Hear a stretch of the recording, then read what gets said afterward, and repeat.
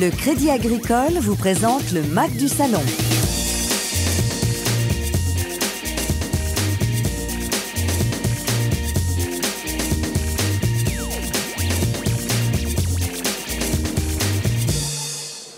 Et bonjour à tous, mais quel plaisir de vous retrouver en direct toujours du Salon international de l'agriculture. Il y a beaucoup de monde aujourd'hui et je pense que ce week-end, ça va être encore plus fort. Venez nous voir, venez bien sûr sur le plateau de Campagne TV dans le Hall 4, on vous attend. Puis venez faire le tour bien sûr de ce bel événement populaire. Vous allez rencontrer les agriculteurs, déguster des merveilleux produits. Puis du coup, peut-être faire tomber un petit peu les idées reçues, les clichés qu'on peut avoir sur l'agriculture française. Au sommaire du MAG, aujourd'hui, des sablés nantais. Non, c'est plutôt pas nantais, le médaillé du jour.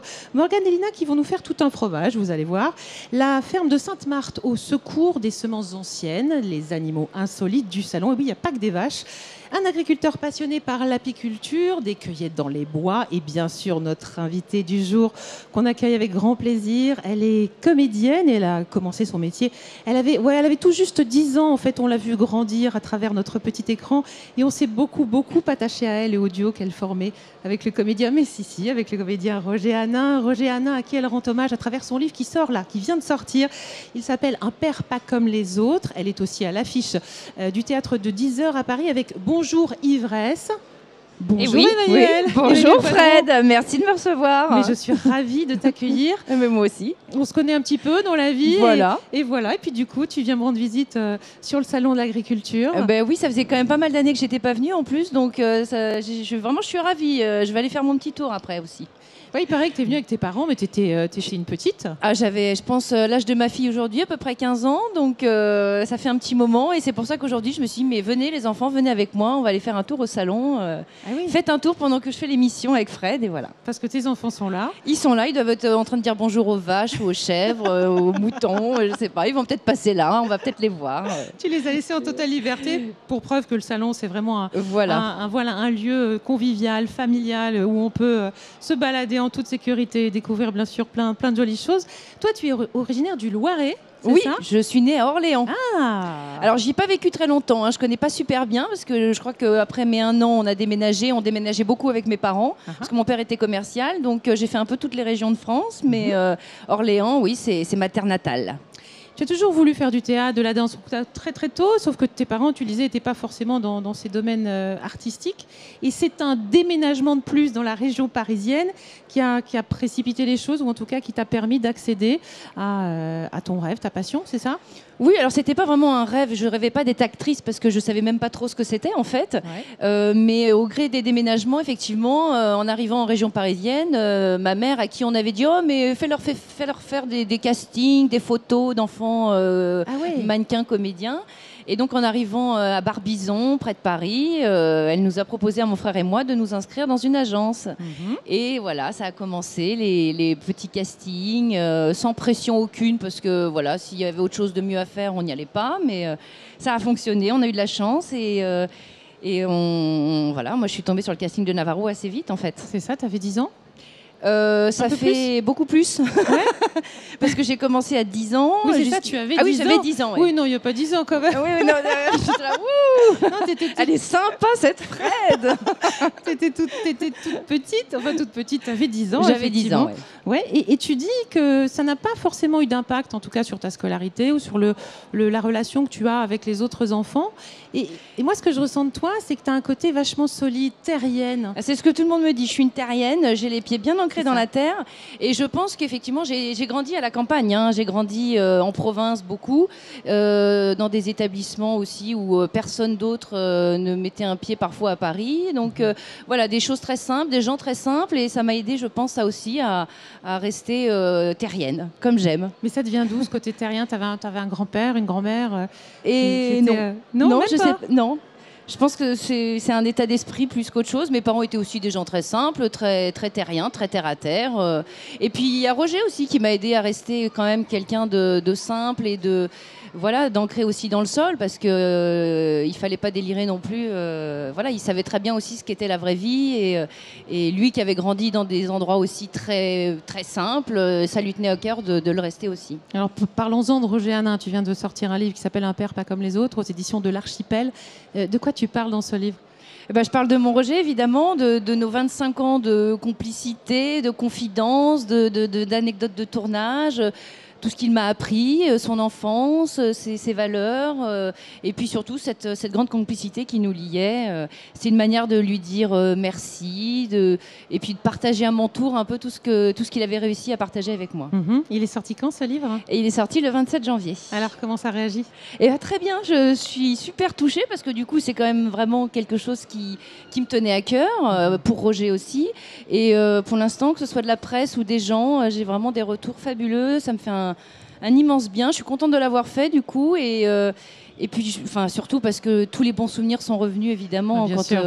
Quand il est parti, je me suis dit quand même, j'ai eu la chance de connaître tout ça grâce à lui, d'être aussi celle que je suis aujourd'hui grâce à lui. Donc, voilà, je suis très contente de ce livre et je suis contente qu'il soit bien accueilli. On est contente que tu le sortes, ce livre-là. Voilà, donc, merci. Vous êtes contente que je sois contente, non? Ouais, je suis très contente que tu sois contente. J'espère que vous êtes contents. Vous êtes contents? Ouais, bon.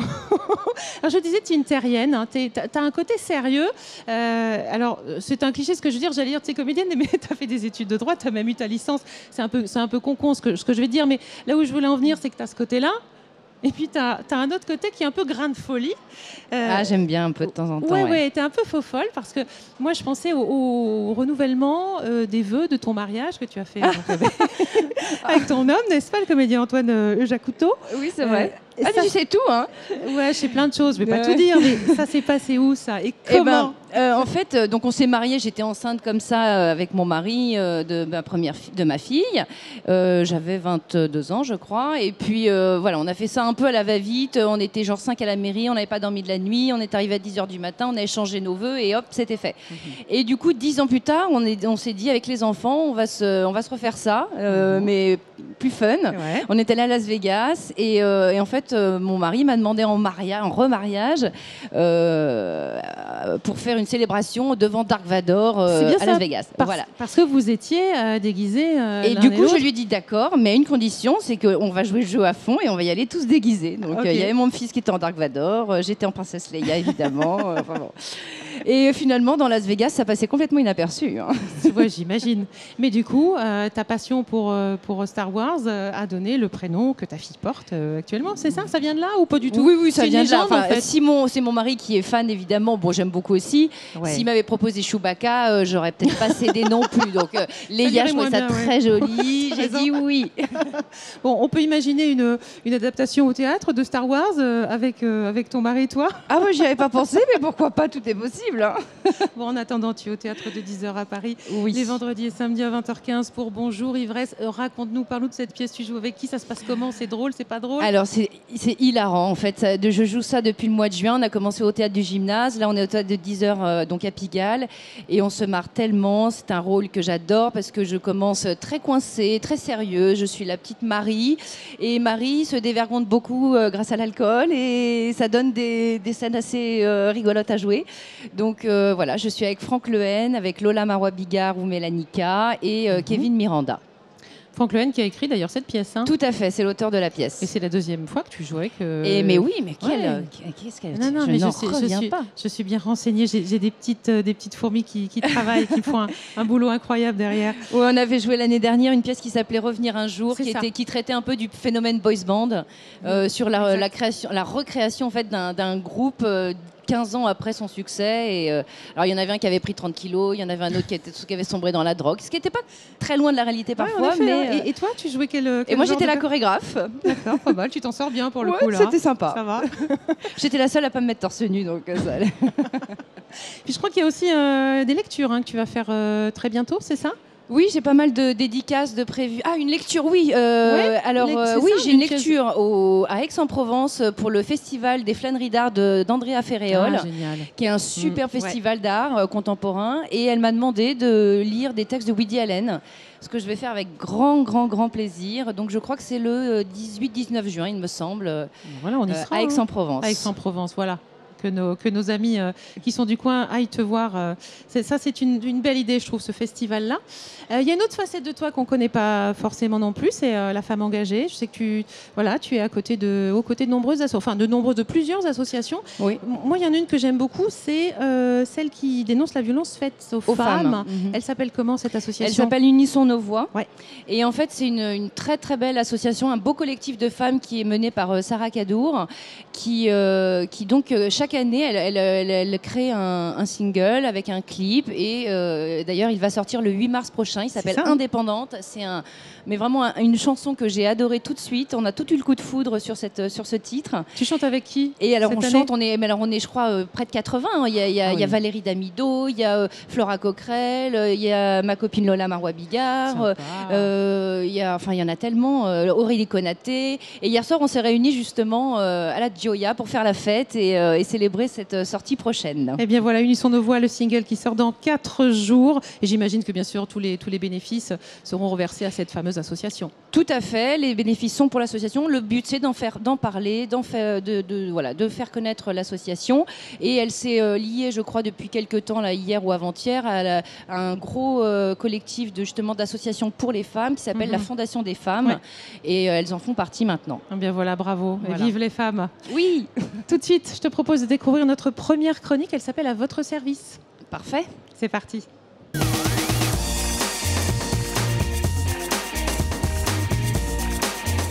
Il y a tout juste un an se développait le premier village Baïséa. C'était à Paris, rue de la Boétie. On vous en a parlé bien sûr dans le MAG. Et aujourd'hui, ce sont 85 startups qui s'y côtoient. Désormais, ce concept se développe partout en France pour valoriser notamment les potentialités locales. Pour en parler sur notre plateau, Franck Trinson, bonjour. Vous êtes directeur communication, marketing, marché professionnel et agriculture au Crédit Agricole Val-de-France. Et Pierre-Antoine Foreau. Pierre-Antoine, bonjour. Vous êtes le fondateur de biagri.com. Alors Franck Trinson, on va commencer avec vous. Moi, j'ai l'impression que ce village Baïséa parisien vous a donné des idées. Alors déjà, bonsoir à toutes et à tous. Oui, il nous a donné beaucoup d'idées. On s'appuie sur ce premier village sur Paris pour déployer plusieurs villages sur notre caisse régionale à Val-de-France en prenant le concept mais en l'appliquant à notre territoire et à l'écosystème qui existe sur nos 2 départements. Et comme vous ne faites pas les choses à moitié, ce n'est pas un mais plusieurs villages que vous allez ouvrir? Alors c'est exact, c'est pas un mais 3 villages qu'on ambitionne d'ouvrir sur les départements du Loir-et-Cher et de l'Eure-et-Loir. Ah, c'est chez moi ça. Ah ben voilà. C'est pas très loin effectivement. Est-ce que vous pouvez rappeler, Franck, pour Emmanuel qui ne connaît peut-être pas le projet du village Baïséa, ce que c'est en 2 mots? Alors en 2 mots, le projet du village, déjà c'est un très très beau projet. C'est une idée simple, c'est de mettre en relation des créateurs de projets comme Biagri, Pierre-Antoine Foreau à côté de moi, dans un écosystème qui doit leur permettre de se développer beaucoup plus rapidement avec des partenaires qui vont leur ouvrir ne serait-ce que leur carnet d'adresses, leur portefeuille de clients pour que nos startups en proximité et sur nos régions puissent grandir beaucoup plus vite. Voilà, c'est ça. Bravo, super. Et donc l'idée, c'est bien sûr d'ouvrir plusieurs villages. Vous lisiez Châteaudun, Chartres et Contres. Est-ce que ces villages vont, faire la même chose, avoir la même thématique, ou vous allez justement spécifier chacun d'entre eux? Alors oui, tout à fait. L'idée, c'était de créer 3 villages parce qu'on a 3 filières de compétitivité sur nos 2 départements. Et donc de profiter de ces filières de compétitivité pour regrouper des startups dans ce domaine, pour les aider à grandir plus rapidement, mais en se concentrant sur ses propres filières. Alors quelles sont les thématiques de chacun de ces villages? Alors sur Chartres, on a la chance d'avoir la Cosmétique Vallée, donc on va créer un village dédié à la cosmétique. Ouais. Sur Châteaudun, c'est un territoire agricole d'excellence et donc ce village sera dédié à l'agriculture. Et sur Contres, on a la chance d'avoir un cluster dédié à l'agroalimentaire et ce village sera dédié aux startups de l'agroalimentaire. Bien, alors nous sommes au Salon de l'Agriculture, donc on va s'intéresser au village de Châteaudun. Ok. Tout à fait. Alors racontez-nous, il est où? À quoi il ressemble ce village? Châteaudun, déjà, c'est une petite ville, hein, c'est 14 000 habitants. Par contre, avec un vrai savoir-faire dans le domaine de l'agriculture et un vrai écosystème. Donc on a fait le choix au niveau de la Caisse régionale du Crédit Agricole de s'adosser à cet écosystème. Donc cet écosystème, en quelques mots, c'est quoi? C'est un lycée agricole qui nous ouvre ses portes et qui va créer d'ailleurs le premier BTS agricole dédié au numérique qui ouvrira ses portes en septembre 2016.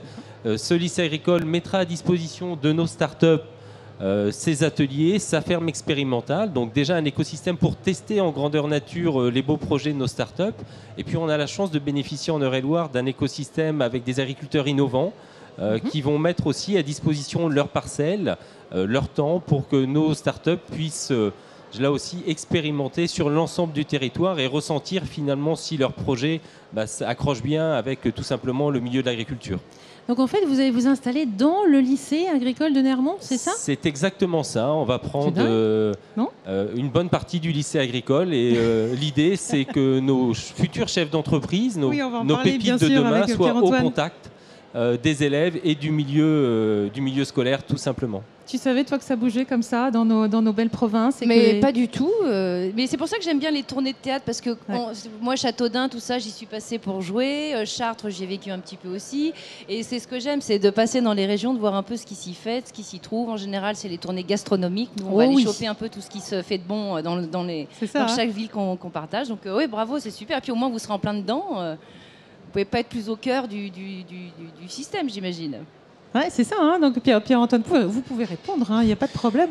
Oui, clairement, on est en plein dedans. Nous, notre start-up a été accueillie par le village Baïséa il y a à peu près un mois. Et donc, en fait, on a pour objectif de mettre en relation les agriculteurs avec des acheteurs via une plateforme, une place de marché collaborative, exactement comme Airbnb, Blablacar. Et en fait, c'est un agriculteur et un acheteur. Et l'acheteur, c'est qui? C'est un négociant, une coopérative, un agro-industriel et aussi un éleveur. Vraiment, l'idée, c'est de faire du B2B. Et en fait, on ne vient pas révolutionner le marché agricole. On n'a pas l'ambition de faire ça. C'est simplement d'adapter le commerce agricole au numérique. Donc ça veut dire que si, par exemple, Emmanuel et moi, on vient de produire 1 tonne de betteraves ou de fraises ou de ce que tu veux. Je préfère les fraises. Mais... Allez, 3 tonnes de fraises, tiens. On peut appeler votre société et vous dire, voilà, on a 3 tonnes de fraises avec Emmanuel, on aimerait bien les vendre. Comment on fait? C'est aussi simple que ça. Alors, pour un agriculteur, c'est très simple. Pour vous, ça va peut-être être un peu plus compliqué parce que vous n'êtes pas des agriculteurs. Ça veut dire, on ne fait pas confiance, on ne fait pas confiance. Mais non, mais sinon, si c'est exactement ça, c'est vraiment, on met en ligne une production et on vient matcher justement avec un acheteur qui, en fait, va avoir des marchés qui correspondent à la production qui est en ligne, tout simplement. Et l'idée, c'est de faire du B2B et pas du B2C. Enfin, c'est pas pour le consommateur. Il y a déjà des AMAP qui existent, des places de marché pour les consommateurs, courts qui sont très en qui place. marchent très bien d'ailleurs. Absolument. Et donc dont on a parlé. Par contre, un agriculteur, un céréalier ne pouvait pas vendre un camion de blé sur Internet. Et moi, je suis fils d'agriculteur céréalier et quand je voyais ça, je me disais, c'est quand même dingue qu'on puisse pas le faire. Et c'est là où en fait, on a activé cette chose il y a un mois. Il y a un mois tout juste. Mais au niveau logistique, comment vous faites? Je comprends pas bien. En fait, quand je dis qu'on a respecté toutes les étapes du commerce agricole, on s'occupe aussi de la logistique. On est en partenariat avec plusieurs transporteurs qui nous permettent d'assurer la logistique entre notre agriculteur et notre acheteur. Mais on a ça aussi pour la qualité, donc on est aussi en partenariat avec un laboratoire pour certifier la marchandise de nos agriculteurs. Et enfin, tout ce qui est contractualisation, facturation, bon de livraison, on l'encadre aussi. Comment vous avez entendu parler de ce projet de village? Vous êtes allé à Paris pour voir comment ça se passait? J'ai vu le village à Paris, en effet. Je suis originaire de Châteaudun.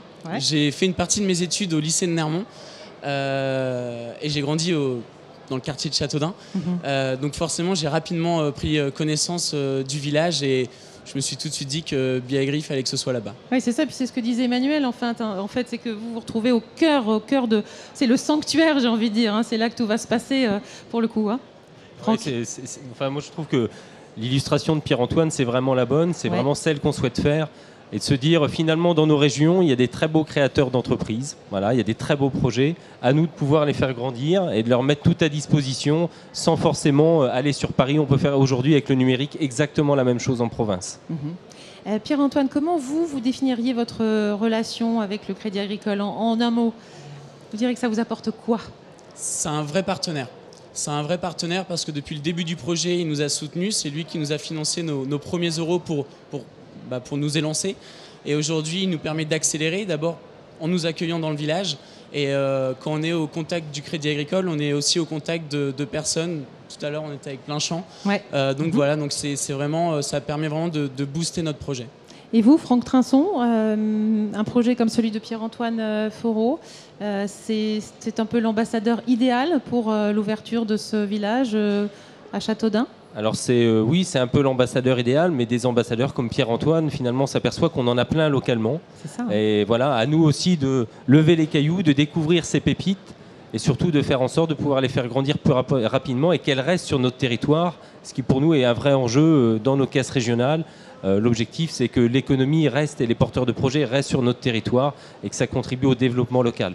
Vous estimez pouvoir accueillir combien de start-up à terme? Alors écoutez, à terme, donc le village va ouvrir définitivement au mois de septembre. Donc on aura 25 places pour 25 start-up dédiées et uniquement dédiées au milieu de l'agriculture. Vous avez déjà une idée des start-up qui vont venir ou Oui, aujourd'hui on en a 4 aujourd'hui qui attendent effectivement la fin des travaux pour voir venir. Et puis on va surtout faire un point presse de lancement le 17 mars.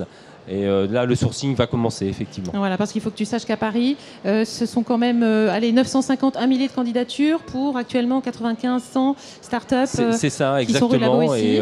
Mais tu vois, il faut vraiment que les projets correspondent Et on aura la possibilité d'accueillir des startups qui sont aujourd'hui sur Paris pour pouvoir, effectivement, pour elles, qu'elles testent, effectivement, leurs nouveautés, leurs découvertes. Et le fait d'avoir une ferme expérimentale leur permettra de faire ça. Rue de la Boétie, c'est très bien, mais ça manque un peu de champs autour, donc nous, on aura ces champs-là. On est d'accord. Merci beaucoup, Franck Trinçon. Merci, Pierre-Antoine Foreau. Je rappelle votre start-up, elle s'appelle biagri.com. Allez, on va aller faire un tour avec Emmanuel pour Moi, je vais aller à Châteaudun bientôt, je pense. Très un bien. petit tour pour voir tout ça, quand même. Voilà, Hélice agricole de Nermont qu'on salue, bien sûr. Et puis, on s'en reparlera l'année prochaine, puisque septembre, c'est l'ouverture officielle. Donc, je pense que vous aurez plein de choses à nous raconter. Maintenant, je vous emmène, les amis. On va aller dans le hall des produits. Je crois que Julien Rosburger nous y attend avec des hommes en rose là. Qu'est-ce qui se passe? Ça va Julien, vous m'entendez? Oui, bonsoir Emmanuel, bonsoir Frédéric. Bonsoir. Alors là on s'amuse bien, il y a la fanfare juste à côté, mais on va aussi s'intéresser à des petits sablés. C'est les sablés stars, chez Campagne TV on les adore, chaque année on en parle. Et aujourd'hui j'ai avec moi le fils, Benoît Brûlé. Alors ces petits sablés, qu'est-ce qu'ils ont de particulier? Ce qu'ils ont de particulier, c'est que depuis 63 ans, ils sont réguliers dans leur façon d'être, dans leur goût, ce qui procure aux gens un petit peu un souvenir. Et ce souvenir, on arrive à le garder depuis 63 ans. Donc c'est vraiment ce qui fait l'authenticité de notre sablé. C'est vraiment un petit arrière-goût d'enfance. Alors arrière-goût d'enfance, 63 ans, c'est vrai qu'il n'est pas tout jeune. Et il y a une petite histoire d'ailleurs avec ce sablé. Voilà, exactement. Alors en 1953, mon grand-père, qui était apprenti dans la boulangerie du village, a fait une erreur en voulant faire un fond de tarte sablé. Et il s'est avéré que c'était pas ce qui était voulu. Et à l'époque, on ne jette pas les produits. C'est dans la façon d'être des gens, on ne jette rien. Donc la pâte est mise au frais et le lendemain est revendue à la boulangerie en forme de dégustation. Et les gens se sont dit mais qu'est-ce que c'est bon, d'où ça vient? Et en fait, il s'est avéré mon arrière-grand-mère à l'époque n'a pas engueulé le grand-père, mais en fait est revenu en le brossant dans le sens du poil en lui disant « Ton erreur, est-ce que tu t'en rappelles ?» Et lui, il a dit « Je l'ai noté et je pense que je peux le refaire. » Et c'est parti comme ça, c'est vraiment un coup de chance, mais une petite erreur qui fait une grande chose maintenant dont on est fier de présenter. Alors la grand-mère a demandé de noter, mais par contre la recette elle est secrète, c'est de génération en génération. Voilà, alors pour tout vous dire, même moi je ne la connais pas encore tout à fait. Donc c'est pour vous dire que c'est protégé vraiment, mais j'ai quand même les bases qui vont... mais je ne la connais pas. Donc c'est pour vous dire que c'est vraiment protégé, mais il n'y a rien d'écrit. On espère que c'est pour bientôt. En attendant, il y a eu différentes versions. Donc il y a le sablé de base, il y a le brûlé, il y a le chocolat aussi. Voilà. Le chocolat est apparu en début 1990 parce que c'était un phénomène de mode, la mode du cookie, la mode du gâteau au chocolat. Donc on s'est dit, plutôt que de faire un truc avec un cœur coulant qui était impossible à faire cuire, on s'est dit on va mettre des pépites en plus dans le pétrin, on va faire 2-3 tours de pétrin et le mélange se fera comme ça. Et gros succès sur le chocolat? Le succès sur le chocolat est un peu moindre. On va dire que le chocolat c'est 20% de notre production. Mais les gens maintenant le demandent et on ne peut pas s'en passer. Et cette année on a un petit nouveau, c'est bien ça? Voilà, cette année c'est le petit grillé. Alors c'est un petit nouveau sans être nouveau parce qu'il y a toujours eu une petite différence de cuisson sur nos chariots. Il y a toujours eu des sablés un peu plus cuits, mais à l'époque, les sablés un peu plus cuits, on les mettait à la poubelle, ou uniquement pour les gens qui le demandaient. Et il s'est avéré que cette année, on s'est dit, mais on va essayer de les vendre. On a fait goûter ça dans notre petite boutique, et c'est vraiment parti, c'est phénoménal la notoriété que ça a maintenant, et les gens viennent même ici nous le réclamer. Alors déjà, très beau t-shirt, je tenais à vous le dire. Hein. Nous, on en veut un chez Campagne TV. Et en dehors de ça, le petit sablé brûlé, donc il marche de mieux en mieux. Vous l'avez essayé donc cette année. Ils en pensent quoi les gens là en ce moment au Salon de la Culture? Les gens qui connaissent sont agréablement surpris. Les gens qui ne connaissent pas, on fait d'abord goûter le nature, le normal, avant de faire goûter le petit grillé. Mais le petit grillé, maintenant, on arrive à donner des petites idées de recettes, comme avec du foie gras et de la confiture de figues, que nous, on a essayé. Et vraiment, c'est un délice. Alors, pour venir au Salon de l'Agriculture, on vous trouve comment? Alors, pour venir au Salon de l'Agriculture, c'est pas facile parce que les plans sont pas forcément bien indiqués. Mais on est vraiment au centre Val-de-Loire, à côté du stand E031. Donc, on est habillé en rose pour se faire voir. Donc, voilà comment on peut nous trouver sur le salon. Alors, regardez bien, Hall 3, c'est très important, ils sont très très bons. Nous, on va continuer à aller dans le hall 3, faire notre petite balade et on se retrouve après avec les médaillés. Avec plaisir, un gros bisou à Benoît et puis en effet bravo pour ce t-shirt rose, je trouve que c'est super joli. Et vous, très très beau t-shirt. Vous en ramenez un Julien, on veut vous voir avec. Pas de non soucis, sérieusement. À bientôt, à bientôt. Emmanuel, je te voyais pendant le reportage, tu as l'air d'être une super gourmande en fait. Ouais, c'est un peu le problème. C'est pour ça que je vais courir tous les dimanches, parce que sinon je ne peux pas profiter pleinement de ces petits sablés que je vais goûter. Là, les petits grillés, ça me fait envie quand même. Hein. Eh bien voilà, Julien va nous en ramener. Ah, voilà. Très bien, très Allez, bien. Tout de suite, je vais t'emmener à la rencontre de Morgane et Lina. C'est les deux petites filles qu'on a chargées d'aller visiter le Salon de l'Agriculture pour nous avec leurs yeux d'enfants. Et aujourd'hui, eh bien, ces demoiselles nous font tout un fromage. Ah ouais.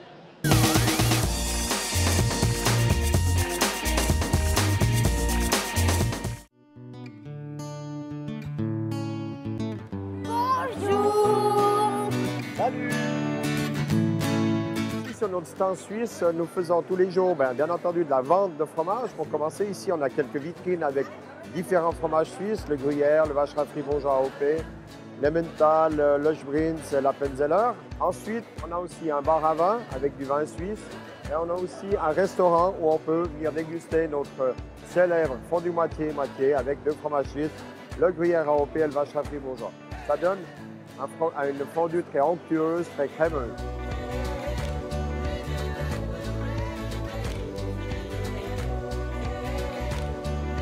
Là, on brasse un petit peu le lait en attendant qu'il y ait la bonne température. Toi, tu dois juste brasser un petit peu comme ça. Tu veux essayer? D'accord. Voilà. Vas-y, tu fais un rond comme ça. Est-ce que je peux le faire? Mais oui, tu peux le faire. J'ai dilué la présure dans cette eau. Vous versez les deux ensemble. D'accord. C'est de la poudre magique, attention. Hein. Mais tout? Vous versez comme ça, ouais. Moi, je mélange.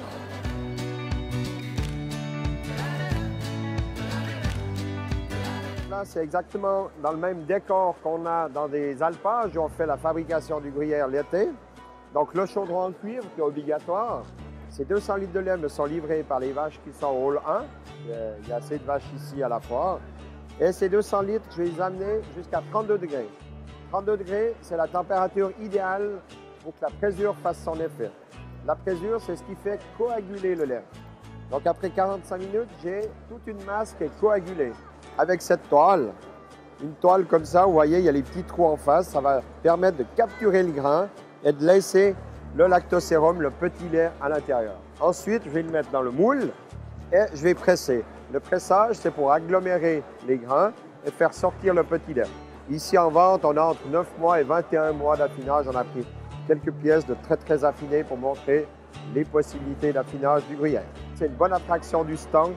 Et parmi toutes les choses qu'on essaye de faire pour promouvoir la Suisse, la fabrication du fromage, spécialement du gruyère AOP, est une bonne attraction pour ce salon.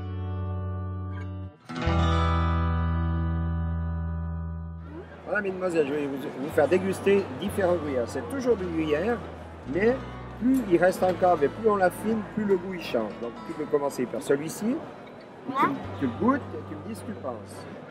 Comment tu trouves le goût? Bah, il est bon sans... Il est hyper bon. Il est hyper bon, ça c'est bien.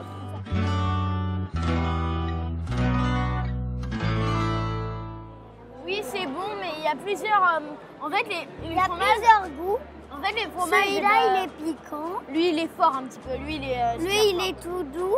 Lui, il est un petit peu doux. Et lui, il est hyper doux. C'est normal. La fondue suisse, c'est 50% de gruyère AOP, et 50% de vacherin fribourgeois OP. Le vacherin fribourgeois est un fromage mi-dur. Et ce fait d'avoir un fromage à pâte dure, un fromage à mi-dur, ça vous fait une belle fondue bien crémeuse, onctueuse, qui recouvre bien le pain, c'est ce qu'on désire. On n'a jamais goûté. On n'a jamais goûté, on n'en a jamais fait. Ouais. Alors c'est très bien, ça c'est une première. Que vous êtes des bonnes cuisinières. Hein? Je vais ouvrir mon restaurant. C'est très bien. Moi aussi, on Voilà, va ouvrir chacune un restaurant.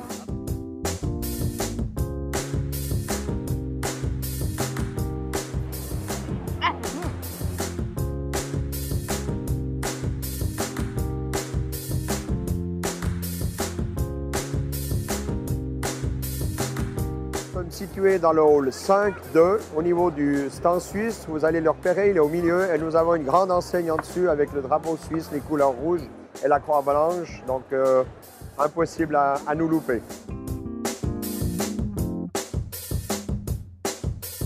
Bon, bah nous, on va prendre la meule. Demain. Demain. Là, c'est dur. Allez, Non, je vais la porter. Je vais la porter. Voilà, impossible de s'ennuyer au Salon de l'Agriculture quand on est une petite fille, un petit garçon. Il y a tellement d'activités. Puis là, faire du fromage, je trouve ça génial. Hein. Moi, le fromage, c'est même notre repas de Noël en général, parce que mon fils, son repas préféré, c'est la fondue. Ah oui. ouais. Donc en général, le 24 au soir, c'est fondue. Et là, on s'en est encore fait une il y a quelques jours à la montagne, évidemment, avec le Beaufort que j'ai ramené par kilo à la Vénarde. maison. Vénarde. Ah, le fromage, c'est irrésistible. Bon, et si ça se trouve, hein, tes enfants, ils sont justement dans le hall des produits. Je pense qu'ils sont au rayon fondu. Ouais, bon, j'espère que tu leur as passé une petite commande. Allez, je t'emmène tout de suite pour notre prochaine chronique. C'est le coup de pouce du jour dans le MAG.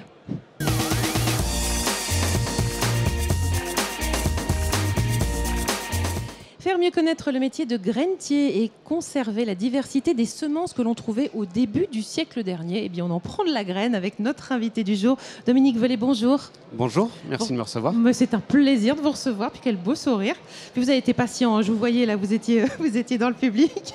Je ne vais pas prendre place avant de commencer, oui, non, mais... Non, mais on est ravis de vous accueillir. Vous représentez la ferme Sainte-Marthe. Racontez-nous ce qu'on fait dans cette ferme, Dominique. Alors, la ferme de Sainte-Marthe était historiquement en Sologne, pas loin du Loiret, encore une fois. On y revient, et produisait d'abord des légumes, donc c'était une petite société de maraîchage. Et elle s'est rendue compte assez vite, à l'époque, que beaucoup de semences avaient tendance à disparaître, puisque les semenciers allaient plutôt vers des variétés hybrides. On est allé vers des grandes cultures, un système de distribution toujours plus long. C'est ça, avec plus de rendement. Voilà. Et depuis quelques années, on voit bien, on en parlait dans tous les sujets de reportage juste avant, le goût revient quand même un petit peu à la mode, les bonnes choses, les choses locales évidemment. Donc on s'est remis à produire des variétés notamment anciennes, des variétés qui disparaissaient petit à petit du paysage, du patrimoine français. Et c'est ce qu'on fait depuis maintenant plus de 40 ans. Alors pas moi forcément, mais l'équipe en tout cas de la ferme de Sainte-Marthe, en Sologne, puis dans le Maine-et-Loire depuis maintenant une dizaine d'années. Donc on a 600 variétés de potagères. Et de quelle sorte de légumes et de fruits, dites-nous? Typiquement en tomates, qui sont plutôt des fruits, mais on va dire des légumes fruits, on a 120 variétés.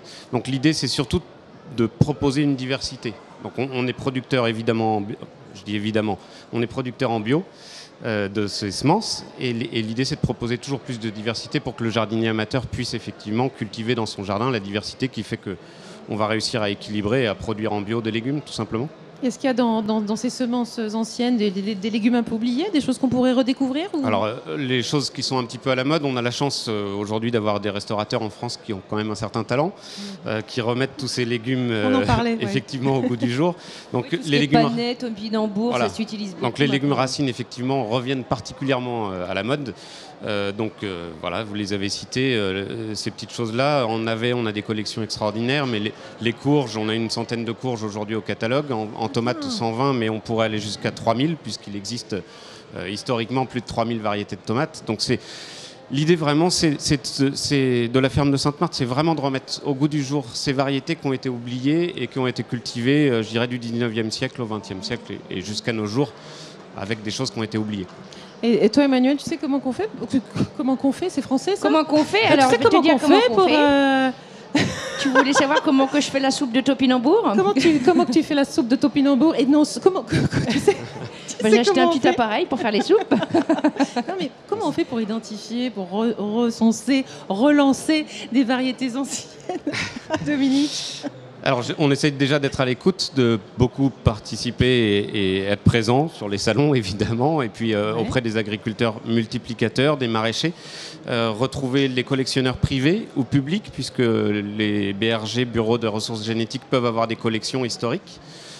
Donc dans le sud de la France, l'INRA peut avoir une collection de 3000 melons, par exemple. Donc on va faire appel à des gens comme ça qui ont les souches d'origine.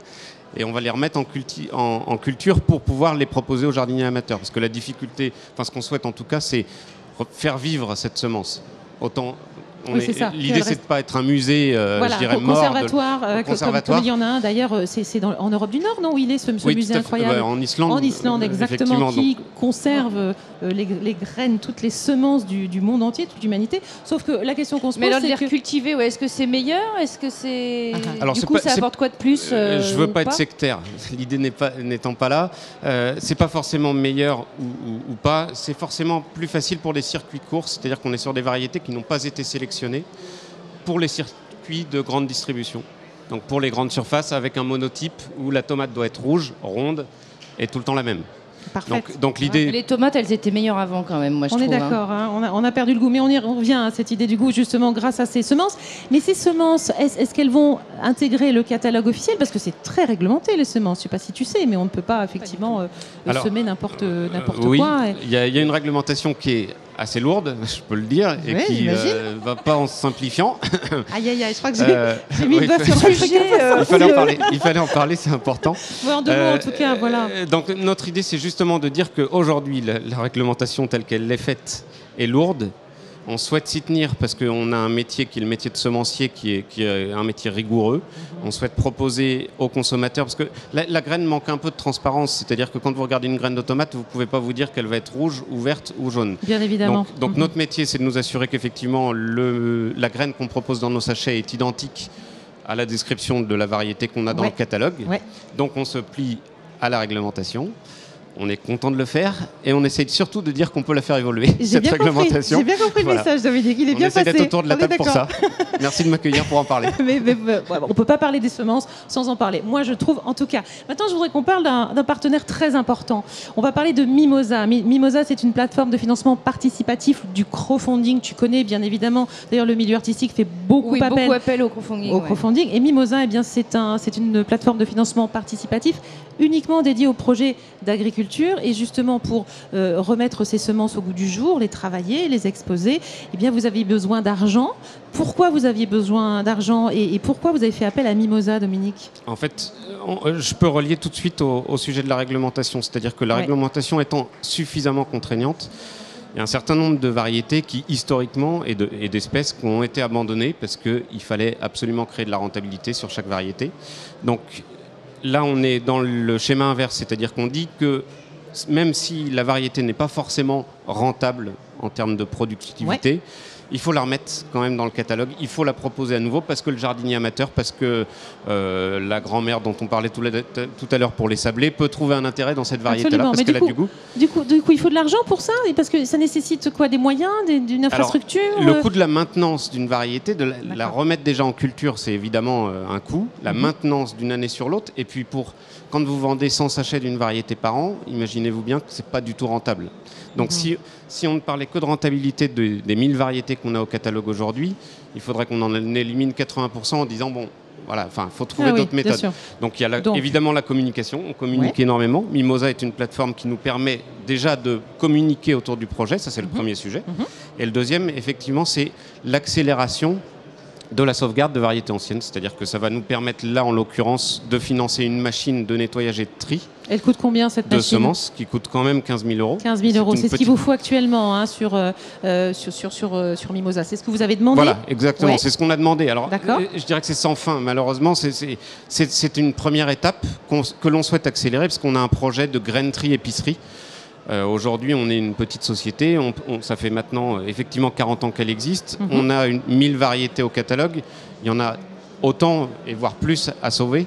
Donc c'est une étape et Mimosa nous permet de la mettre en lumière. Donc merci à eux et puis merci à vous de nous inviter pour en parler. Eh bien, merci beaucoup. Merci beaucoup, Dominique Velay. Ce serait bien qu'on échange des petites graines comme ça. Hein, ah oui, mais justement, vous vendez à qui? Principalement à des restaurateurs, du coup, qui après utilisent ce genre de... Principalement, on vend aux jardiniers amateurs, quels qu'ils soient. Vous comme moi, vous avez un balcon, vous avez un jardin, vous avez moi, des champs. j'aimerais bien faire mon petit potager. Ben voilà, mais à Paris, c'est pas facile. Hein. Et les restaurateurs, on a la chance d'avoir quelques restaurateurs étoilés qui font attention aux légumes, qui font attention à ce qu'ils font et qui commandent des graines chez nous. Bon, donc, merci beaucoup, Dominique Velay.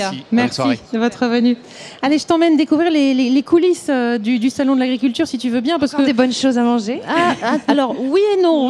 Comment te dire? Là, non, parce que pour le coup, on va parler des animaux. Ah, bah c'est bien, je vais peut-être voir mes enfants comme ça. Ils sont trop mignons. Bon, vous connaissez les poules, les vaches, les cochons, etc. Mais je ne sais pas si vous savez qu'au Salon de l'Agriculture, il y a des animaux, mais alors vraiment, vraiment insolites. Ce sont les dessous du Salon de l'Agriculture.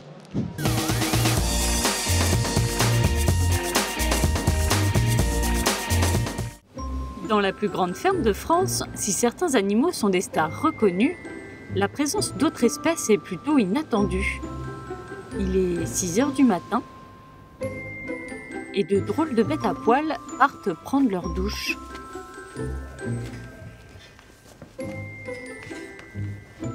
L'année dernière, le Salon de l'Agriculture a ouvert un espace élevage du monde. Alors depuis 2 ans, Jean-Luc descend de son haut plateau jurassien pour présenter les vaches insolites de son élevage. Elle s'appelle Highland, elle vient directement de l'île de Butte en Écosse. Alors la Highland, c'est une vache à petit gabarit. Elle s'adapte dans les régions difficiles, comme chez nous dans le Haut-Jura, ça fait quand même froid. L'été, ça fait chaud. Ça convient très bien à la Highland. C'est une race à viande à part entière, qui a une particularité, c'est qu'elle a une viande très persillée, qu'on trouve rarement dans les boucheries. Dans les boucheries en France, il n'y en a pas. Caché derrière Élide, un adorable petit veau a suivi le convoi. En revanche, pour lui, il n'y aura pas de bain, car il doit garder son odeur naturelle. Pas facile d'entretenir de tels spécimens. Quand normalement la douche est une formalité, avec les Highland Cattle, la tâche devient plus compliquée. Comme elles ont des grands poils, ça fait des redlocks. Il faut démêler les redlocks. Certaines personnes pensent qu'il faudra les tondre, mais surtout pas. Parce que ça fait partie de leur nature. Il faut qu'elles aient des poils, de très longs poils, justement pour la pluie, le vent, les tempêtes, et que ça les isole. Ah Mimi, c'est vrai. T'as des beaux cheveux, on dirait Beatles. Mais la difficulté avec un tel pelage, c'est qu'une fois mouillé, il faut réussir à le sécher. Jean-Luc a trouvé la solution. 3 heures sous les ventilateurs. Et le tour est joué.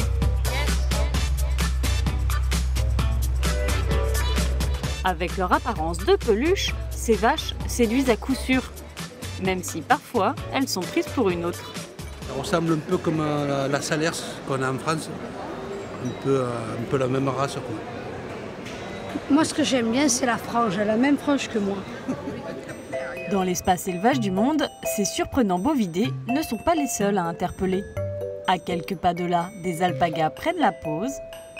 Mais s'il y a bien des animaux qu'on ne s'attendait pas à croiser porte de Versailles, ce sont leurs voisines. Je ne m'attendais pas à voir des autruches au Salon de l'Agriculture. Je suis très étonnée, c'est la première fois que j'en vois. Sylvette, leur éleveuse, est justement là pour présenter ce volatile d'exception auquel elle est très attachée.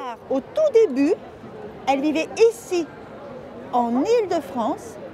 Alors cet animal extraordinaire, c'est le plus grand des oiseaux sur la planète Terre. Actuellement 2,50 m, 150 kg, un oiseau d'endurance rapide et redoutable. Un simple coup de patte peut éventrer un lion. Sylvette est passionnée et incollable sur le sujet. Avec son mari, ils sont à la tête du plus vieil élevage de France. Ils s'occupent d'une centaine d'autruches dans le Val d'Oise. Toi, t'es une chipie, toi. À poil, à plumes, séduisant ou intimidant, entre alpaga, autruche et Highland Cattle, l'espace élevage du monde vaut le détour. Avis aux curieux qui souhaitent faire des rencontres insolites. Eh bien, les voilà, les animaux insolites du salon. Et Emmanuel, pendant le reportage, je me disais, est-ce que tu as déjà mangé un œuf d'autruche? Pourquoi vous en avez déjà mangé? Mais oui, c'est un vrai repas d'enfant.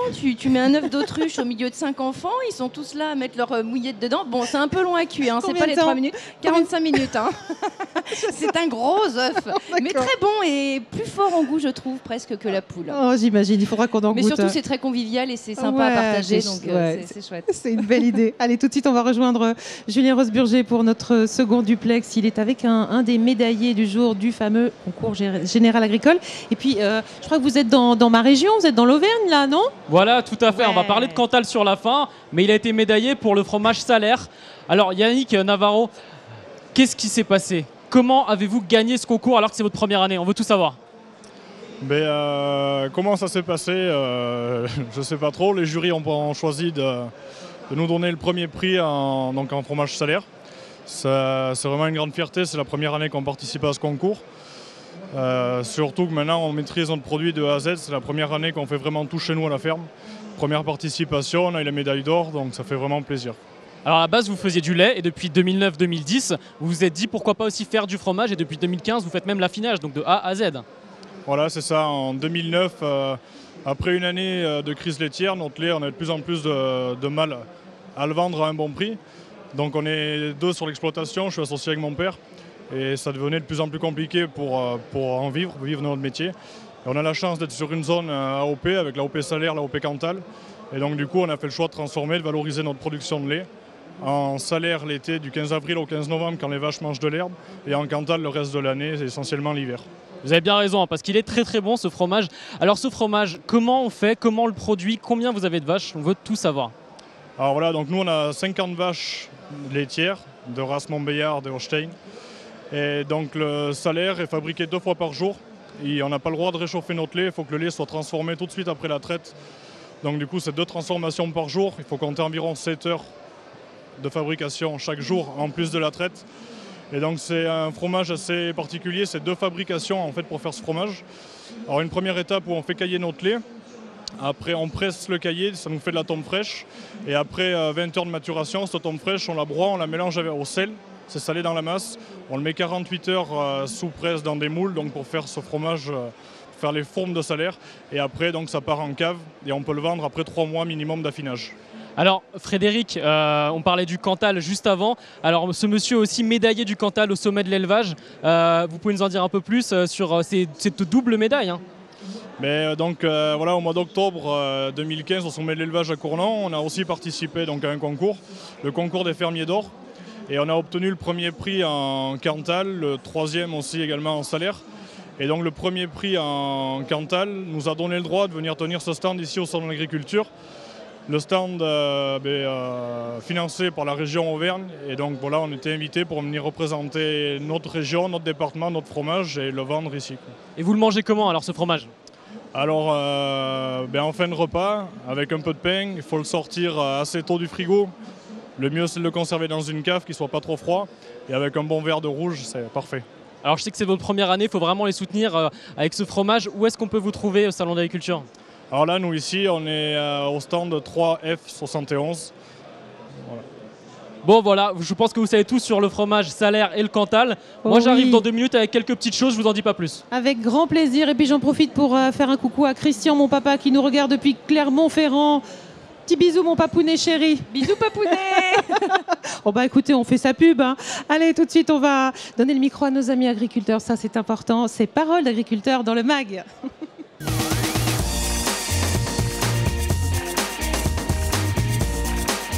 Et on accueille en plateau Gilles Van Kempen. Bonjour Gilles. Soyez le bienvenu sur le MAG. Bonjour. Vous êtes agriculteur dans le Loiret. Encore le Loiret. Ah bah décidément. Tout se passe chez moi, c'est pas possible. En fait, on l'a fait exprès, si tu veux. On fait des thématiques comme ça et on s'est dit que ça te ferait par plaisir. région. Exact. T'as vu, il y a un peu d'Auvergne et puis un peu de Loiret aussi. Tout chez nous. Exactement. Voilà. Gilles, vous êtes donc agriculteur. Qu'est-ce que vous cultivez dans le Loiret? Alors je cultive des grandes cultures, donc colza, blé, orge. Et j'ai une particularité, je fais des oignons porte-graines. Tu sais ce que c'est, toi, les oignons porte-graines? Non, je vois pas. Donc trop, là. concrètement, c'est des oignons où l'objectif est de faire des graines pour justement que d'autres agriculteurs puissent les planter et faire des bulbes. Ouais, c'est qu'on logique. retrouve après dans les supermarchés, qu'on retrouve chez notre marchand de légumes. Mais ça se mange. Les graines, non. Les graines d'oignon ne se mangent pas, mais après l'oignon, oui, se mange. D'accord. Alors moi, j'ai appris quelque chose. Je pensais tout bêtement que on replantait l'oignon, mais pas du tout en fait. Non, il faut des On graines plante aussi une graine pour faire un bulbe. Pour faire un bulbe, Voilà. absolument. Ouais, c'est moi, ça. J'aurais planté le bulbe direct, c'est ça? Ouais, direct, puis j'aurais aussi. regardé pousser. Voilà, bon, d'accord, ok, on va aller faire un petit stage, je pense, à la ferme de Gilles Van Kempen, dans le Loiret, tu iras voir ta famille, tu en profiteras également. Bon, mais sérieusement, pour justement produire cet oignon porte-graine, vous avez besoin d'un petit coup de main, je crois. Tout à fait. va voir. J'ai besoin des abeilles. Génial. Et ouais. Ça se fait pas tout seul. Alors expliquez-nous pourquoi vous avez besoin des abeilles. Gilles. Alors en fait, je produis des oignons hybrides. Donc on croise deux variétés pour faire une variété un petit peu meilleure. Donc pour pouvoir faire ce croisement, on est obligé d'utiliser les abeilles. Puisque du coup, elles vont polliniser. Elles vont aller chercher le pollen d'une des deux variétés pour le mettre dans l'autre variété pour qu'on fasse ce croisement. Génial, hein?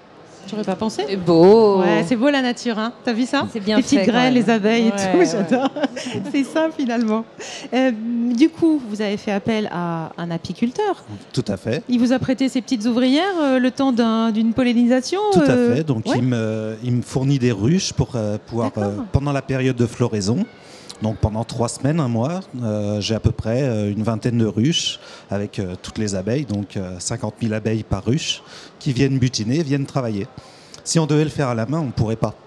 Oh, là, il y a plus d'1 million d'ouvrières qui sont là pour faire la pollinisation. Et donc ça veut dire que cet apiculteur, il vous met à disposition un certain nombre de ruches. Tout à fait. Combien là vous en avez? Là, une vingtaine à peu près. Une vingtaine, pour d'accord. 3 hectares et demi d'oignons. Il vous les loue et il repart avec après? Il les loue, il repart avec. Et juste pour faire cette partie pollinisation, parce que sans les ruches, on ne pourrait pas le faire. Alors voilà, notre ami Gilles a loué les ruches pour polliniser ses oignons porte-graines, sauf que il y a eu un petit coup de cœur quand même. Hein. Bah oui. Qu'est-ce qui s'est passé, Gilles? Racontez-nous. C'est que je me suis pris au jeu de l'apiculture. Et voilà. C'est que. Mais tout le monde adore. Enfin, il paraît que quand on commence, c'est un coup de foudre. Hein. Tout à fait. Et mon beau-père vient de s'y mettre aussi, Ah ouais. et il a acheté un essaim comme ça, il voulait essayer, et il parle que de ça maintenant. Il est complètement obsédé par ses ruches. C'est assez ses extraordinaire. essaims, il va les nourrir et tout. Enfin, Voilà. Donc là, pour l'instant, j'ai 2 ruches parce que ça fait 1 an que j'ai commencé. J'ai attrapé des essaims l'année dernière. Et là, je vais pouvoir produire le miel la première année cette année. Mon objectif, c'est d'avoir une dizaine de ruches pour justement polliniser un petit peu, et puis faire un petit peu de miel, bien évidemment, pour moi, ouais. pour en profiter. Et puis Gilles, en fait, il est ambassadeur d'un réseau qu'on aime beaucoup et dont on parle tous les jours dans le MAC, c'est le réseau Agri Demain. C'est un réseau qui s'est dit que finalement, les meilleurs ambassadeurs représentants du monde agricole, c'était ceux qui travaillent, qui font l'agriculture. Donc ce sont bien sûr les agriculteurs. Qu'est-ce qui vous a, interpellé, intéressé dans ce mouvement, dans ce réseau?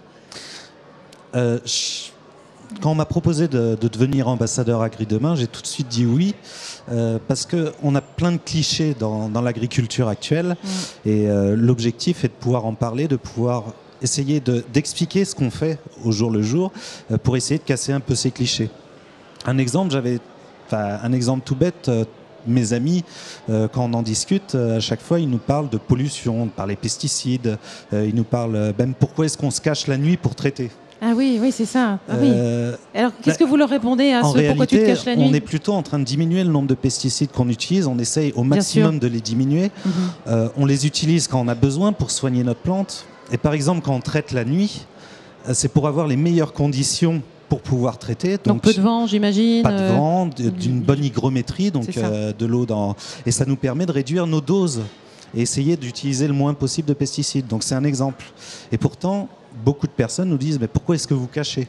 Donc c'est un petit peu toutes ces choses-là qu'il faut qu'on essaye d'expliquer pour pouvoir montrer que nos pratiques. Et puis peut-être être plus clair, transparent en tout cas, ne pas avoir peur d'expliquer les choses. Et je pense que c'est en se parlant, en moi je savais communiquant. pas ça par exemple, l'histoire de la nuit. qu'on Voilà. puisse expliquer ce qu'on fait et puis montrer au plus grand nombre ce qu'on fait. La Voilà. réalité, La puis l'amour de réalité, votre travail aussi. Mais moi, il y a quelque chose qui m'interpelle. C'est-à-dire que vous avez commencé comme agriculteur, vous êtes apiculteur. On sait bien pourtant que ce sont quand même deux domaines où il y a de l'opposition. En tout cas, les apiculteurs reprochent aux agriculteurs, en effet, de traiter avec des produits phytosanitaires et donc de tuer les abeilles. Les agriculteurs disent, mais non, mais nous, on le fait pas par plaisir, on le fait par besoin. C'est étonnant, là, vous êtes le paradoxe, vous êtes les deux, comment vous faites? Non, parce que beaucoup d'apiculteurs il y en a certains, les professionnels sont souvent agriculteurs aussi. Je pense que c'est un manque de communication entre les apiculteurs, souvent amateurs, même certains professionnels, et les agriculteurs. Aujourd'hui, à force d'en rencontrer, à force de voir des choses, moi j'ai mis en place sur mon exploitation, par exemple, plus d'1 hectare de jachères mellifères. Donc c'est des jachères qui permettent aux abeilles de venir butiner, les miennes et puis celles des autres, mais ça permet de retrouver une biodiversité, de retrouver plus de fleurs pour que justement un maximum d'abeilles, qu'on puisse réussir à favoriser le nombre d'abeilles parce qu'on en a besoin. C'est du gagnant-gagnant entre les agriculteurs. Nous, on a besoin pour se produire. Et donc, faut trouver des solutions Mais pour, c'est vrai qu'on pour dit les que dans les développer. campagnes, souvent les abeilles souffrent plus que par exemple à Paris, où elles résistent très bien parce qu'effectivement il y a moins de pesticides, donc comme ça leur fait un mal fou. Je pense que dans l'inconscient collectif, c'est ce qui se dit aujourd'hui, effectivement. Donc il y a peut-être beaucoup de communication à faire. Tout à fait. Ben voilà, Il y a c'est ça. la communication à faire des deux côtés, en fait. C'est ce que vous faites aujourd'hui, c'est ce que fait bien sûr le réseau Agri Demain. Merci beaucoup, Gilles Van Kempen. Et puis, vous reviendrez l'année prochaine avec des petits pots de miel. On les attend. On avec veut Emmanuel. goûter le miel. On veut le miel de Gilles. Merci beaucoup. Bonne fin de journée. Merci beaucoup. Allez, tout de suite, je t'envoie de faire une petite promenade dans les bois. On va faire de la cueillette. Tu veux bien? Oh, j'adore la cueillette. Allez, c'est parti.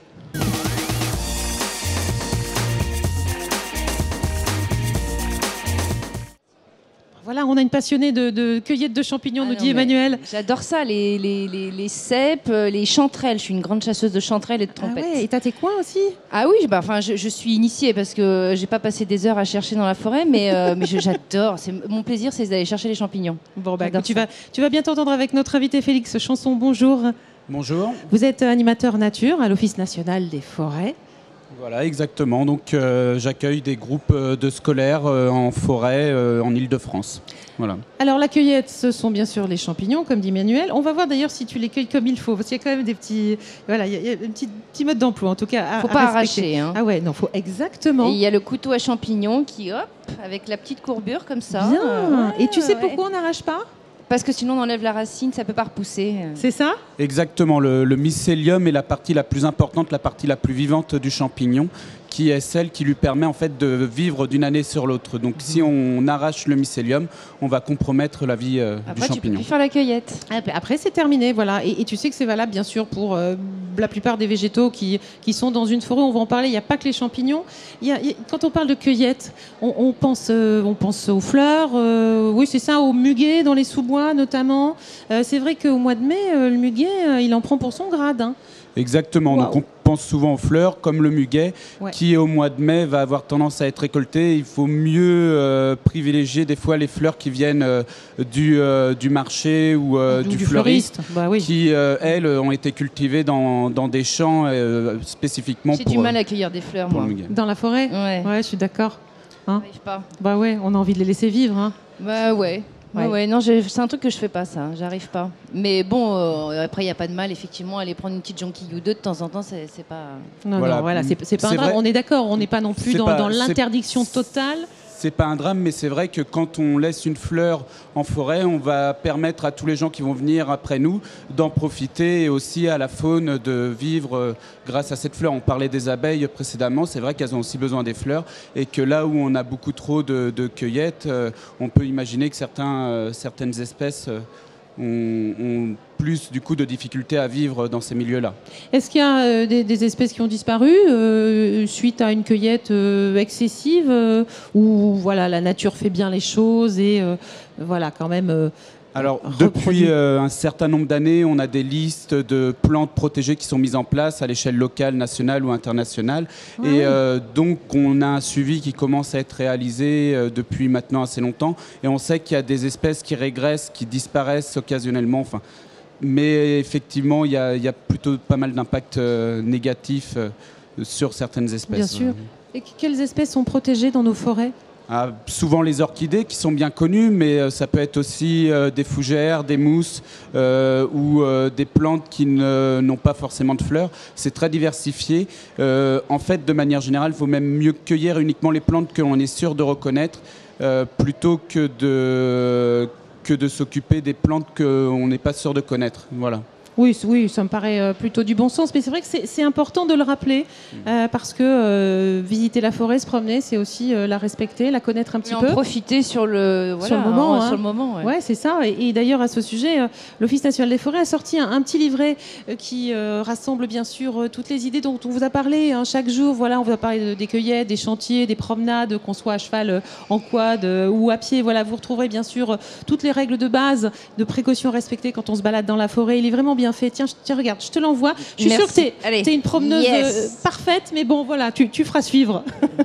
On parlait des champignons tout à l'heure. Alors, bien sûr, il y a quoi ? Les chanterelles, les cèpes, les bolets. Est-ce que si je trouve une truffe dans la forêt, bon courage. Je peux la prendre. Une truffe, c'est plutôt difficile à trouver. C'est une spécialité à part entière. Et il faut des chênes verts, voilà. Et etc. Enfin, je ne suis pas forcément un spécialiste de la truffe. Sûr. Mais bon, si je trouve une truffe, on ne sait jamais. Je suis dans le sud du côté du Zès. Un chien truffier. J'ai un chien truffier. T'es au pied d'un chêne truffier. T'as un chien, toi, d'ailleurs ?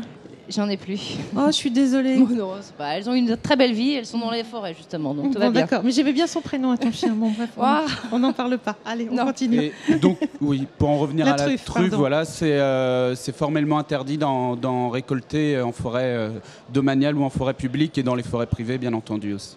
D'accord, donc pas de voilà, on cueille pas les truffes. En effet, il y a des trufficulteurs et des truffières pour ça. Du coup, les fleurs, les champignons. Est-ce que les gens ont l'habitude de ramasser d'autres végétaux ? Est-ce que vous remarquez une collecte un petit peu différente ?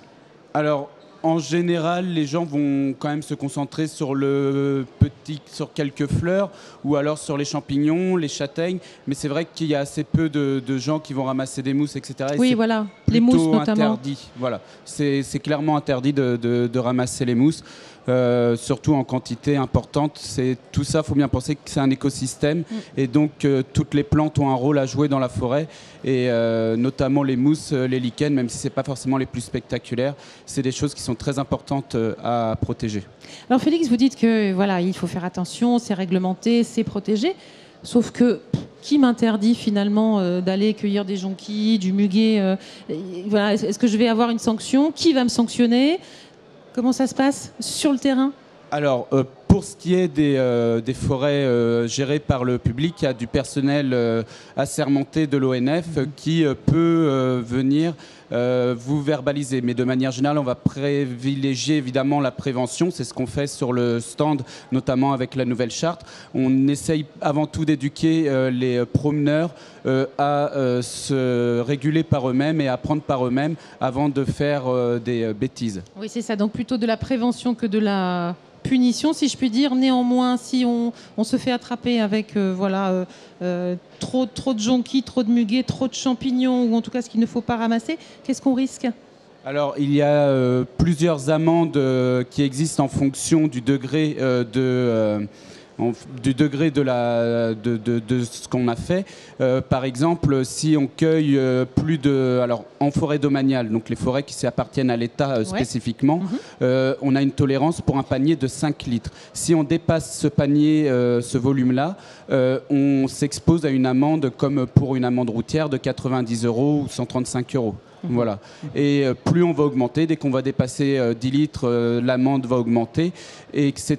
Et évidemment, s'il y a une revente des produits issus de la forêt, il y a une sanction encore plus élevée. Oui, j'imagine, sanction et confiscation. Bon, ben voilà. En tout cas, ça a le mérite d'être clair. L'idée, c'est bien sûr de ne pas punir, et je pense que ce n'est pas du tout votre envie. Donc l'idée, c'est plutôt de prévenir, d'éduquer, on est d'accord, et puis de communiquer, bien sûr, sur toutes les merveilles de nos forêt. Merci beaucoup Félix Chanson. On propose de rejoindre votre forêt, vous avez bien de la chance. Et puis nous, on va continuer avec la météo du jour. Moi j'aimerais bien savoir le temps qu'il va faire demain parce qu'aujourd'hui quand même... pas de mauvaises nouvelles. Ouais, c'était costaud. Franchement c'était dur de faire le brushing aujourd'hui. Allez, c'est parti. La météo vous est présentée par Pleinchamp.com. Alors, est-ce que notre Miss Météo, elle aussi, elle a eu du mal à faire son brushing suite au mauvais temps? Comment ça va, Anne-Sophie? Ça va et toi, Fred? Mais ça va bien. Écoute, je suis avec Emmanuel Boidron, on passe un très très bon moment. Et... Ouais, voilà. Brushing de demain. Alors, raconte-nous, parle-nous du temps qu'il fera, puis dis-nous où tu es, là. Ah bah alors déjà, moi je tiens à dire que je suis un peu impressionnée de la grosse bête que j'ai à côté de moi. Waouh. C'est un taureau charolais et pour m'en parler, je suis en compagnie de Théophile. Alors bonjour Théophile. Bonjour Anne-Sophie. Alors d'où venez-vous Théophile? On est de la Bourgogne. Alors parlez-moi un petit peu de votre exploitation. Donc aujourd'hui l'exploitation contient 4 associés, 400 mères, donc 520 hectares. Voilà. Exclusivement en charolais? Oui. D'accord. Et donc qu'est-ce que c'est les caractéristiques d'un bon charolais? Donc les caractéristiques d'un bon charolais, c'est avant tout la finesse du cuir. Alors on va aller voir. Hein. On peut juger comme ceci.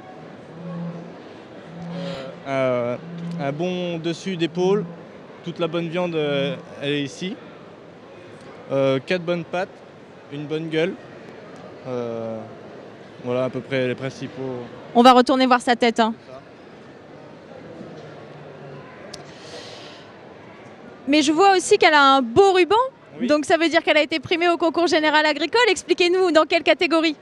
Donc elle a fini il a fini premier de sa section, de sa catégorie. Oui. Premier de sa catégorie. Oui. Et avec tous les autres sections, ils ont rassemblé les premiers prix de chaque section. Et celui-là a fini meilleur taureau, champion. Ok, mais du coup, c'est pas la première fois que vous êtes primé. Là, c'est au concours général agricole au Salon de l'Agriculture, mais il a déjà été primé? Oui, oui. Donc il a été primé l'an dernier au spécial de la race charolaise au Mans. Il était fini grand champion. Après, on a fait Moulin-Lier. Donc c'est pareil, il a fini deuxième de sa catégorie. C'est un peu une bête de concours finalement. Bon, allez, j'ai une dernière question, un peu piège pour vous. Est-ce que vous savez le temps qu'il va faire demain en Bourgogne? Non. Un petit pronostic peut-être? Pas beau temps. Je vous le confirme, le temps ne sera pas terrible en Bourgogne demain, ce sera très nuageux. Des précipitations sont à prévoir et parfois même des giboulées. Les températures maximum oscilleront entre 5 et 8 degrés. En France maintenant, samedi ce sera de la pluie quasiment partout et sur les massifs des 500 mètres, il y aura de la neige. Et j'en profite pour vous dire qu'il y a aussi une alerte sur l'île de France pour le verglas et pour la neige aussi. Côté température, il fera 6 à Paris et à Lille et 14 à Marseille. Eh bien, merci beaucoup, ma chère Anne-Sophie. On se retrouve demain. Sympa pour les prévisions météo, mais vous n'y êtes pour rien. On vous embrasse très fort. À demain. À demain, ma belle. À demain. C'était la météo avec Pleinchamp.com. Allez, c'est l'heure de vous révéler, bien sûr. Alors, monsieur, si vous faites encore un pas, vous êtes devant la caméra. Je dis ça, je dis rien. Vous révélez le nom des gagnants, des 2 gagnants du jour, bien sûr. Vous savez, vous pouvez gagner un abonnement au magazine Télécâble Sat Hebdo, un abonnement de 6 mois. Il y en a 2 à gagner par jour. Il suffit d'aller sur notre site internet campagnetv.com ou sur notre Facebook, de répondre à 3 questions. 3 questions sur le mag. Donc, si vous avez suivi, vous aurez forcément une chance de gagner. Les gagnants du jour sont Lucien Jonat. Il est dans Lyon. Et Janine Mathieu dans l'Hérault. Félicitations à vous deux. Cher Emmanuel, c'est fini? Déjà Oh, je vais aller faire mon tour dans le salon alors. Oui, ça y est, on va te libérer. Tu vas pouvoir aller rejoindre tes enfants et profiter du salon. Puis moi, je voulais te remercier pour bien voilà ta